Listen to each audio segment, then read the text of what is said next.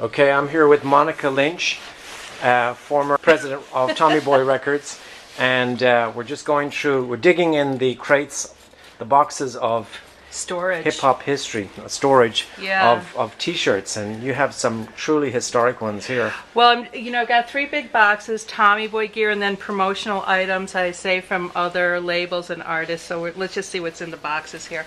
Got a really, really great brand Nubian t-shirt. That's a beautiful t-shirt. And plus, you always know when they made a long sleeve t-shirt that they were putting a little extra time and money into it. And it was probably an East Coast group because a long sleeve t-shirt would be more fitting for New York.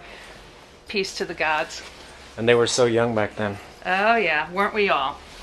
Brand Nubian. This is a t-shirt for what a magazine that was retitled Vibe, but they initially were going to call the magazine Volume, and it was nixed because I believe someone else actually had the name and they had to change it. But in the early stages, they were doing a marketing package for the magazine, and it was kind of a great graphic, clean, modern graphic. The brand Nubian sort of has that Afro-centric vibe. And speaking of which, you guys did that famous one for the Queen Latifah, for De La Soul, but Queen Latifah had something too, like the medallions, right? Oh yeah, well she had the bar pin, the red, black, and green bar pin, which I've got somewhere in here. Now this is for an artist who's one of my favorites of all time, Busy Bee. Yeah. Thank God for Busy Bee. I think that's a sentiment we can all agree with. So, I mean, he was one of the really, really great live MCs. I saw him perform up at Harlem World and some other places. Okay, and then let's see, Tribe Called Quest. All right, what is industry rule number 4080, Billy Jam? Shady. Something that we were just talking about, how as a record label you would get so much flack for all of this. Oh yeah. I mean, it's ironic, really, isn't it? The label paid for this to print them up. Company people are shady. Okay. And let's not forget the Bay Area magazine that also took their name from there, 4080. And we've got your classic Mary J. Blige with raised letters on it. What's the 411 t-shirt? Who really took sort of hip hop into R&B, or R&B into hip hop.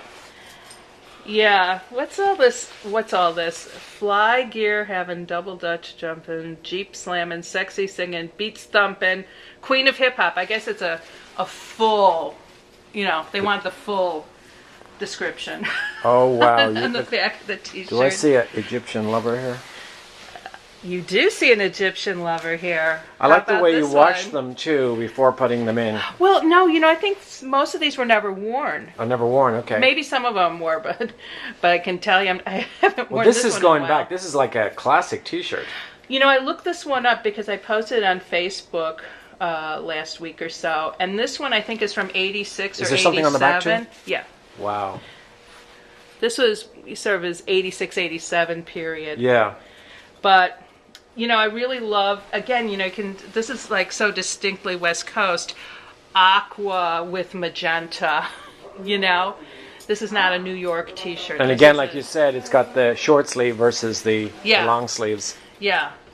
And I like the label here. It says Ched. So, sort of a lightweight t-shirt.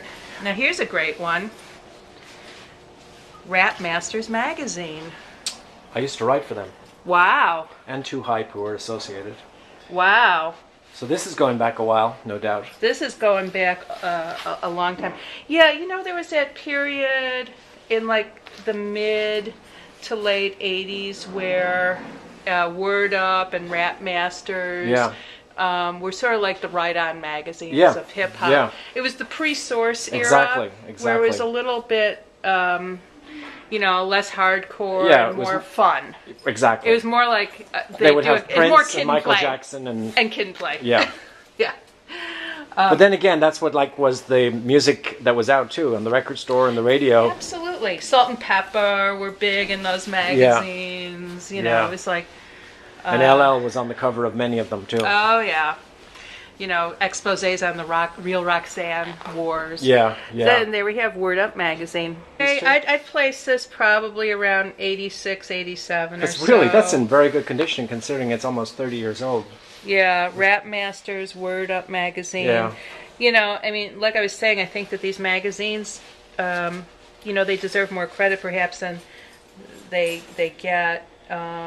You know, these were actually the pioneering magazines covering rap, and I think they were real important to kids that were living, you know, outside of New York, you know, who might have been living down in the South or, you know, Midwest or somewhere where the rap scene hadn't really started to come up, and they wanted to read about LL Cool J, and they wanted to read about Salt and Pepper, and they wanted to read about, you know, what was going on.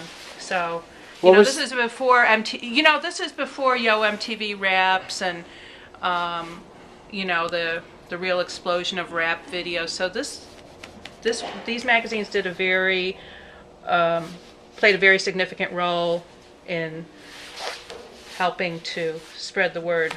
Yeah, indeed. Here's a classic Zulu Nation t-shirt. And as always, with Afrika Bambaataa, he espouses hip-hop unity. Yeah. And, as is always the case with Bam, he also does sort of a shout-out, a list of all the people that he that influenced him and that he owes a debt of thanks to. You know, he always did that on all of his 12-inch and LP covers. He would give me massively long lists of special thanks, and then there were very, very special thanks and extra special thanks, and you know. What year is this from? I don't know. I couldn't tell you. There's not a date on it. But so can you remember when the first moment that you heard the music of Afrika Bambaataa and the Stetsasonic Force? Well, it was actually when I first started working at Tommy Boy, which was towards the end of 1981, and Jazzy Sensation had just come out, so that would have been the first time. And Planet Rock was being worked on in early '82, and I remember being in the studio when that was happening with Tom and Arthur and John Roby and, you know, Bam and Biggs and Globe and Pow Wow, and it was recorded at a place called Intergalactic. There go the lights. Over on, East 85th or 84th Street. But anyway, yeah. And I remember driving over to WHBI with Tom to deliver not a test pressing, a plate, you know, from the mastering lab of Planet Rock on a Friday night when Magic was on the air with Marley, and you know, it was in this little studio on Riverside Drive, and driving around with Tom afterwards and hearing Planet Rock being played on the radio for the first time, and that was amazing, right? Very exciting, yeah. Because it really became like that record that owned the city for the year. So I mean, you couldn't go anywhere without hearing it booming out of cars. Were you surprised how much it blew up?